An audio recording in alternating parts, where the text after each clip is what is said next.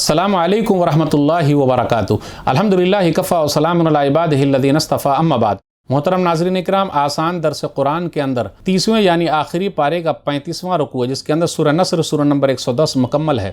औज़ु बिल्लाहि मिनश शैतानिर रजीम, बिस्मिल्लाहिर रहमानिर रहीम।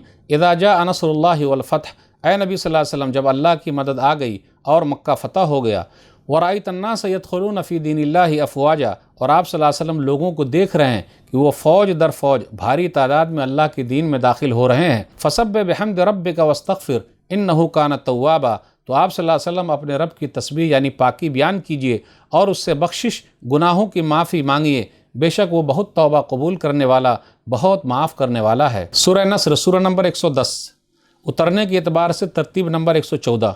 सूरह नस्र अन-नस्र मदद आयत नंबर 1 में है। यह मदनी सूरह है, हिजरत के बाद मदीना और उसके आसपास उतरने वाली सूरत मदनी है। इस सूरह में 3 आयतें 1 रुकू हैं। उतरने के एतबार से ये सबसे आखिरी सूरह है, पूरी सूरह के एतबार से ये सबसे आखिरी सूरह उतरी है। सूरह नस्र में 2 अहम चीज़ों की तरफ इशारा है। नंबर 1, पहला इशारा फ़तेह मक्का की खुशखबरी, अल्लाह अपने रसूल सल्लल्लाहु अलैहि वसल्लम की मदद करेगा और मक्का जल्द ही फ़तह होगा और इस्लाम में लोग दाखिल होते रहेंगे, फ़ौज दर फ़ौज लोग दाखिल होंगे।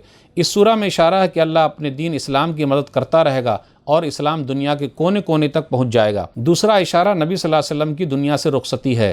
जब इस्लाम मुकम्मल हो गया तो आप सल्लल्लाहु अलैहि वसल्लम के जाने का वक्त आ गया है।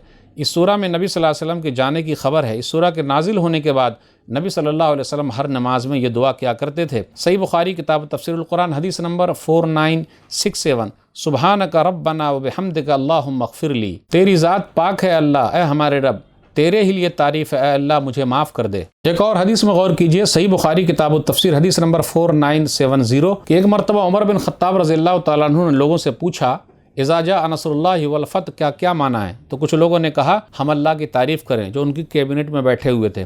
कुछ लोग खामोश रहे। अब्दुल्ला बिन अब्बास रज़ियल्लाहु तआला अन्हु, जो मुफ़स्सिर कुरान है, अभी छोटे से बच्चे ही हैं, तो उनसे पूछा तो कहा हुआ अजल रसूलिल्लाह, कि इसका माना यह है कि रसूलुल्लाह सल्लल्लाहु अलैहि वसल्लम की मौत के बारे में बताना है। उमर बिन ख़त्ताब रज़ियल्लाहु तआला अन्हु ने कहा, मा आलमु मिन्हा इल्ला मा तक़ूल, मैं वही जानता हूँ जो तुमने कहा है। इज़ा जाअ नस्रुल्लाह, मदद का मतलब क्या है? इस्लाम और मुसलमानों का कुफ्र और काफिरों पर गलबा। फ़तह से मुराद फ़तेह मक्का है, नबी सल्लल्लाहु अलैहि वसल्लम का शहर है। नबी सल्लल्लाहु अलैहि वसल्लम वहीं नबी बनाए गए हैं। काफिरों ने नबी सल्लल्लाहु अलैहि वसल्लम को हिजरत करने पर मजबूर कर दिया था। आप मक्का से मदीना चले गए थे।